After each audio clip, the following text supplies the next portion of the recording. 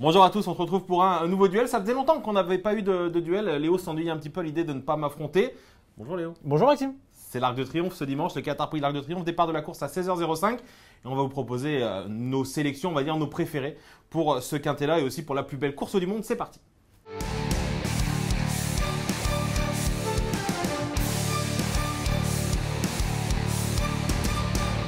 À l'époque des duels, Léo n'était qu'un petit journaliste à Equidia. Depuis, je dirais pas qu'il a pris le melon, mais c'est devenu quelqu'un au sein de la rédaction d'Equidia et au sein d'ailleurs du paysage audiovisuel français. Léo, je vous laisse la main. Il a préparé sa phrase, il est content, il l'a sortie. Et personne ne le croira si vous nous connaissez bien. Bon, je vous laisse la main, j'ai dit. Allez, dépêchez-vous. Allez, je commence avec celui qui sera mon favori et le gagnant de la course. C'est Westover. Il faut regarder les King George, tout simplement. Il n'a pas eu le meilleur des parcours. Il est battu par Okun qui aura lui aussi une première chance. Il arrive sur cette épreuve avec de la fraîcheur. Il faut se souvenir, tiens, Maxime, vous me le dites souvent, il faut avoir de la mémoire aux courses. Pourquoi on se vous voit? Souvenez-vous, souviens-toi du Derby d'Epsom 2022. Il avait laissé une impression extrêmement favorable. Ah oui, je l'ai commenté. La dernière fois, l'année dernière, pardon, tu me disperses un petit peu. L'année dernière, il est 6e parce que le terrain était beaucoup trop souple. Cette année, c'est bon terrain. Il a tout pour lui. C'est Westover, le gagnant de l'Arc de Triomphe édition 2023. Il y a quand même un cheval qui est invaincu au départ de cette épreuve. Je veux bien que Westover ait une première chance. Je n'ai rien contre lui, je l'aime beaucoup. Mais Ace Impact, avant coup, il a quand même une drôle de carte de visite. Le cheval est invaincu. Il a été impressionnant depuis le début de sa carrière. Impressionnant quand il a remporté le prix de Jockey Club.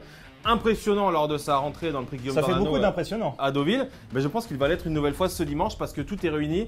C'est un cheval qui est hyper maniable, qui sait tout faire dans un parcours. La seule petite interrogation, c'est sa faculté à réussir sur 2400 mètres. Mais personnellement, j'ai aucun doute.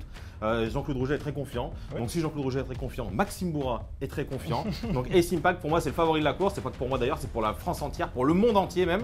Et je crois qu'il va gagner. Westover sera peut-être un bon deuxième. Il n'a jamais couru sur l'hippodrome de Longchamp, il n'a jamais affronté ses aînés et il n'a jamais couru sur 2400 mètres. Okun, lui, présente une très belle carte de visite. 6 ans, certes, il sera peut-être le premier 6 ans à gagner le prix de l'Arc de Triomphe. Il a gagné, comme je le disais, les King George. C'est un cheval dur à l'effort. Il est que courageux, ce cheval. Il est que dur, j'en perds mes mots à cause de cet imbécile. Et ben enchaîne, allez. Qu'est-ce que je peux dire de plus? Lui aussi arrive avec de la fraîcheur et regardez sa carte de visite. Il n'a couru que 2 fois, il a gagné 2 fois. Et il réussit toujours dans cette configuration. Bon terrain, il va falloir effacer ce mauvais numéro de corde. Mais attention, à Okun. Le mec me prend l'expression carte de visite. Je l'amène, il me la pique. Un petit peu à l'image du principe de la carte de visite. Moi, j'aime beaucoup aussi Feed the Flame. Je vous donne un petit peu les favoris. On va me tomber dessus sur les réseaux sociaux très certainement parce que les gens aiment bien les outsiders. Mais je vous réserve un petit dernier.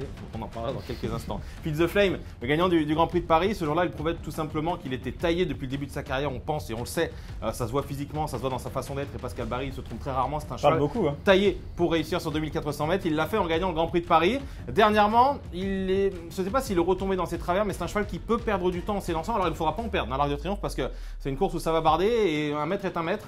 Quand on le perd au départ, il peut coûter à l'arrivée. Mais si tout se passe bien pour lui, si le cheval est vraiment bien à l'écoute de son jockey, à la faveur d'une course très rythmée, il va finir très vite. Avec Ace Impact, je les vois bien s'épauler tous les deux en pleine piste là. Je les vois bien. Et puis voilà, Ace Impact qui met un nez, mais Feed the Flame, il va pas être loin de la vérité quand même. Il essaierait de vous vendre du sable dans le désert, c'est Maxime.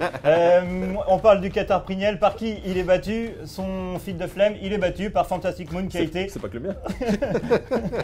Il a été battu par Fantastic Moon qui a été supplémenté pour être au départ de ce Qatar Prix de l'Arc de Triomphe. Lui aussi, pour lui, le bon terrain sera un avantage. Il a gagné sur le parcours. Il a été quand même impressionnant dans le derby allemand en début d'année. Ouais. Il a d'ailleurs battu Mr Hollywood. On va y venir lorsque Fantastic Moon faisait sa rentrée d'ailleurs par rapport à Mr Hollywood. Vous allez en parler, Maxime. Mais je pense que Fantastic Moon sera devant Mr Hollywood. Moi, je trouve que Mr Hollywood, c'est un outsider très séduisant au départ de cette épreuve. Ce ne sera pas le cheval de tout le monde. Mais c'est un cheval qui, en Allemagne, a toujours joui d'une certaine estime. Tout le monde pensait qu'il allait gagner le derby allemand. Alors, il s'est fait surprendre par Fantastic Moon qui a fini comme une balle en dehors. Parce qu'il est meilleur que lui. Mais Mr Hollywood est un cheval dur et courageux qui va être monté par l'énergique Bourchad Morzabayev qu'on ne présente plus. Mr Hollywood, je trouve, court bien dans le prix de Baden-Baden, dans le Grand Prix de Baden-Baden, dernièrement, le Grand Prix de Baden-Baden qui a déjà révélé un gagnant à la personne de Torquay Tortasso. C'est pas si monté par René Pichulek, en salle sur Fantastic Moon. On s'en rappelle. Mais dans le Grand Prix de Baden, eh bien, Mr Hollywood laisse la corde corde ouverte, son jockey ce jour-là, tactiquement, perd un petit peu la course. Il a surtout montré qu'il était très dur et courageux. Je pense que s'il se bagarre un petit peu avec les Anglais, il ne va pas céder, Mr. Hollywood, et du coup, il peut aller loin. Et du coup, faire afficher une cote, je pense, de 40 ou 50 contre 1 à l'arrivée. Et c'est ce que les gens Il est battu ce jour-là par Zagra qui aurait eu une première chance dans ce prix de l'Arc de Triomphe. Non, pas vraiment, mais je pense que c'est la façon de courir de Mr. Hollywood qui me laisse penser que le cheval peut bien faire sur la longue ligne droite de l'hippodrome de Paris-Longchamp.